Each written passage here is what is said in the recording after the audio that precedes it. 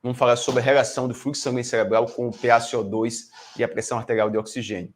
O PaCO2, quando ele aumenta o fluxo sanguíneo cerebral, gerando vasodilatação, aumentando a pressão intracraniana. Quando ele reduz o fluxo sanguíneo cerebral, tendo vasoconstricção, podendo levar à isquemia.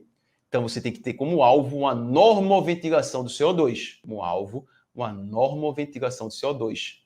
E não deixar o paciente apresentar uma hipoxemia. O paciente também tem que ter uma saturação ideal aí, 95%, 94%. Tem que ser, alguns estudos colocando 94%, 92%, 94% como aceitável, mas você, como alvo aí, manter em torno de 95%.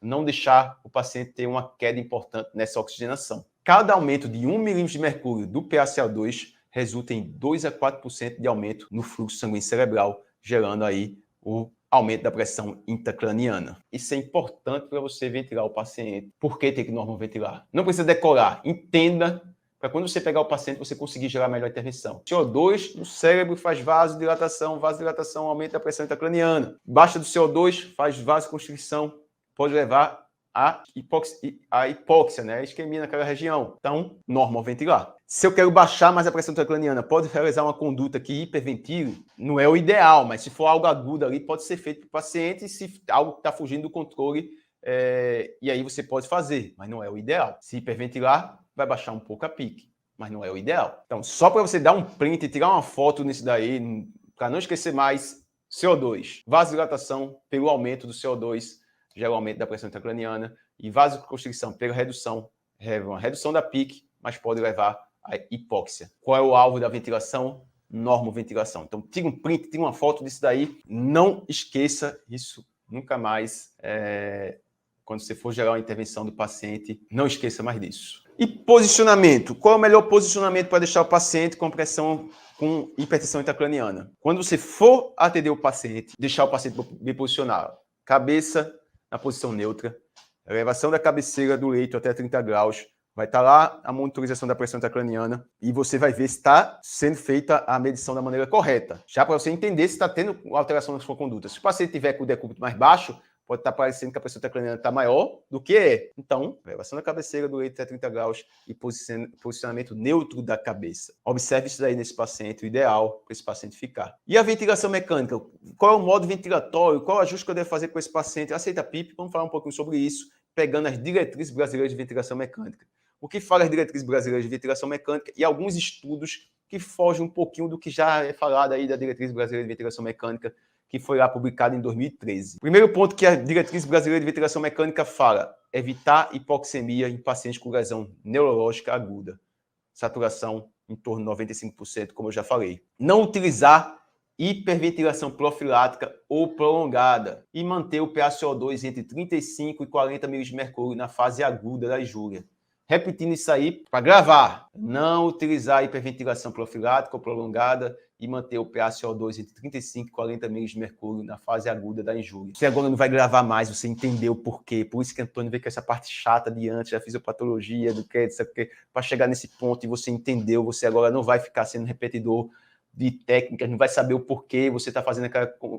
Você vai saber o porquê você está fazendo aquela conduta, o porquê você está normoventilando, entendendo bem esse seu ajuste aí da ventilação mecânica do paciente na terapia intensiva. O que é que a diretriz fala também? Iniciar a hiperventilação aguda em casos de herniação cerebral como tratamento de resgate. Observe, tratamento de resgate, mas não como forma profilática ou prolongada, algo passageiro. Monitorizar o CO2 com capnografia. Então, pegou um paciente com traumatismo crânioencefálico, tem capnógrafo na UTI, separa o capnógrafo para esse paciente, bota o capnógrafo nesse paciente. O CO2, o ETCO2 na capnografia vai estar sendo mostrado o tempo todo para você. Então, se não está sendo feita gasometria, você não sabe como é que estava o CO2. Aí o paciente pode passar o dia todo hipoventilando, com o PaCO2 lá em cima e lesando e tendo aumento da pressão intracraniana. Não, coloca o capnógrafo. E na ausência deste, é ideal checar a gasometria com maior frequência na fase aguda da doença. Então, o paciente, o ideal é ter uma pressão invasiva para o médico ficar colhendo essa gasometria e você ter uns dados do PaCO2 de uma maneira mais constante. E o paciente tiver com SARA grave, o uso de PIP alto deve ser individualizado e deve ser monitorizado a PIC, porque pode ocorrer elevação desta quando há diminuição da complacência pulmonar e cerebral concomitantemente. Então, posso utilizar uma PIP mais alta? Pode. Esse é um estudo publicado em 2017, na Neurocritic Care, que fala do efeito da pressão positiva expiratória na hemodinâmica cerebral e na pressão intracraniana. E o que é que eles identificaram? Isso é um estudo retrospectivo, precisa de mais estudos, mas já tem outros estudos, aqui eu peguei apenas um para colocar aqui para vocês, que sugere que a PIP pode ser aplicada com segurança em pacientes com lesão cerebral aguda e não leva à alteração da pressão intracraniana e da pressão perfusão cerebral. Mas precisa de mais estudos, né, desses casos. O que é que deve ser feito? Monitorização. Você está com pressão intracraniana, você tem a pressão perfusão cerebral, você vai monitorizar e observar se a PIP está tendo alguma resposta com esse paciente. Então, individualizar. Vou deixar a PIP baixa porque está com a pressão. Não, você vai individualizar.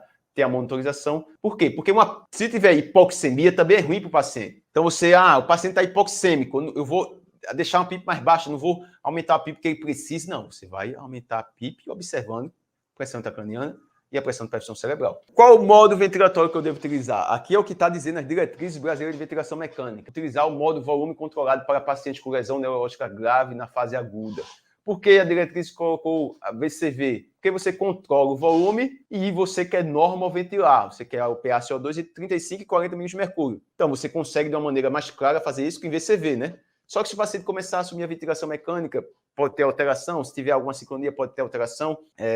Mas é o que está nas diretrizes brasileiras de ventilação mecânica. Eu vou falar um pouquinho mais na frente sobre isso, sobre os modos de duplo controle e sobre a sincronia. O que é indicado para esse paciente é o paciente ser intubado como tem escala coma de Glasgow menor ou igual a 8, com abolição do reflexo de tosse. É isso que está dizendo nas diretrizes brasileiras de ventilação mecânica. Vai fazer ventilação não invasiva nesse paciente? Não, né? Esse paciente tem que ser intubado, tá? Glasgow baixo, rebaixou o nível de consciência, Glasgow de 7, não vai melhorar o Glasgow dele, não vai melhorar com uma ventilação não invasiva. Então, se ele estiver precisando da ventilação não invasiva, na verdade, ele precisa da ventilação mecânica invasiva, vai ter que ser intubado. É diferente do DPOC, que está rebaixando o nível de consciência por uma hipercapnia. Aqui é outra coisa que está acontecendo, e aí não vai ficar mantendo o paciente que está em insuficiência respiratória, com traumatismo crânioencefálico, na ventilação não invasiva.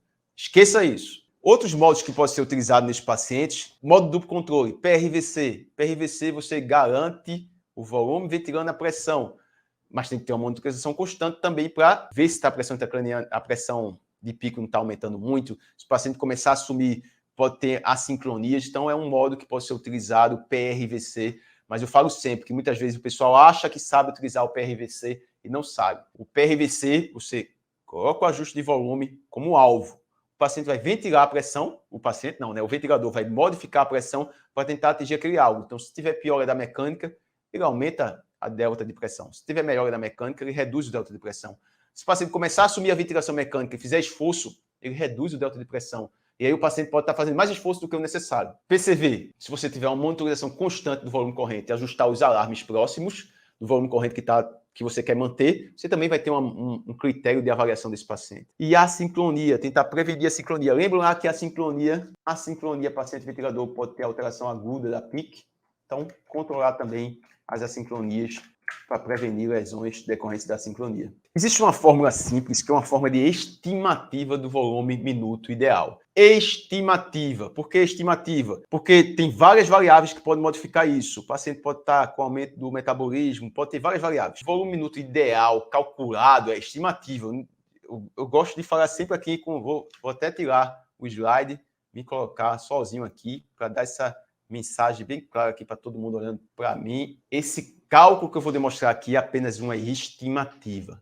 Não é para ser utilizado como verdade verdadeira. É uma estimativa. Em vez de fazer ajuste do volume minuto de maneira aleatória, você pode estimar quanto você quer manter de volume minuto para manter uma normoventilação. Ou para, se quiser, fazer uma manobra rápida de hiperventilação. Mas é uma estimativa. Pode ter variáveis que modificam o resultado final e pode ser que você faça uma medida que dê um valor totalmente absurdo que você não vai poder colocar em prática, porque está fora do padrão de aceitável ali para o paciente. Então, esse cálculo de estimativa, você vai pegar o volume minuto atual vezes o PaCO2 atual e dividir pelo PaCO2 desejado. Então, se o paciente está com o paciente ventilando IVCV com volume corrente de 350 ml, com a frequência respiratória de 20 incursões por minuto, está fazendo volume minuto X. Você tem aqui o volume minuto atual.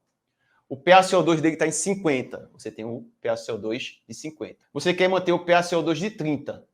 35, né? Aí você vai multiplicar o volume minuto, volume corrente vezes a frequência respiratória, vezes o PaCO2 que está no momento e dividir pelo PaCO2 desejado, que seria o 35. Aí você vai ter o volume minuto ideal. Lembrando que o volume minuto é a frequência respiratória vezes o volume corrente. E aí você pode ajustar ou volume corrente ou frequência respiratória, que é isso, tem que entender bem.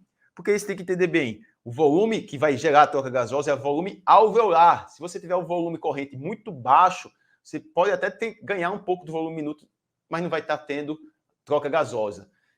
Se você tiver o volume corrente muito alto e aumentar muito a frequência respiratória, pode gerar outro PIP. Por isso que isso é apenas uma estimativa para você entender. Eu quero tentar chegar no volume minuto de 6 litros por minuto, 6 litros. Né? Você vai colocar lá dentro dessa fórmula e vai chegar, você quer chegar no PaCO2 de 35, aí deu o volume minuto de 6 litros. Você vai lá tentar ajustar, em vez de fazer de forma aleatória, mas lembrando, é apenas uma estimativa. Posicionamento do paciente, manter a cabeceira do leito entre 30 e 45 graus, uma vez que melhora o retorno venoso encefálico e diminui a influência da PIP sobre a PIC. Então, e cabeça na posição neutra. Aspiração, no TCE, como repetir? Avaliar, ver se tem sinais de serrilhamento da curva, se tem alterações da mecânica, se tem a presença de ronco, não ficar fazendo aspiração rotineira, porque vai ter aumento da PIC. Então, avaliar a necessidade de aspiração, isso aqui está lá é um capítulo do Profísio, eu terminei esquecendo de colocar a referência aqui embaixo. Avaliar a necessidade de aspiração, usar a técnica de aspiração com asepsia, aumentar FiO2 para 100% antes da aspiração, minimizar a duração da técnica e monitorizar a resposta fisiológica do paciente, como frequência cardíaca, pressão arterial média, PIC, pressão de perfusão cerebral, saturação venosa de jugular de O2, saturação periférica de oxigênio e não girar a cabeça do paciente durante a aspiração. E o desmame do paciente com TCE segue o padrão normal. Você não vai desmamar o paciente que está na fase aguda, que está com a PIC lá em cima, que está com lesão. Não. O paciente vai estar mais estável. A partir do momento que o paciente está estável, você vai seguir os critérios de desmame. Mas os indicadores, os índices preditivos de desmame podem estar alterados se esse paciente tiver lesão neurológica, que agite, que fique brigando, que ele está acordando ali ainda com sair da fase aguda, mas está acordando agitado, não sabe de onde está, de uma hora para outra ele estava dirigindo o carro, teve um acidente e acorda na UTI. Ele vai se agitar. Então, você tem que ter todo o cuidado aí durante o desmame do paciente com TCE, mas você vai seguir o padrão de desmame dentro de um processo de tomar decisão normal. E a mobilização na UTI? É contraindicado fazer mobilização passiva, cicloergômetro, estimulação? Não, não é contraindicação você realizar as condutas de mobilização, cicloergômetro, estimulação, cinesioterapia passiva com os pacientes com traumatismo crânioencefálico, observando a monitorização da pressão intracraniana e da pressão de perfusão cerebral.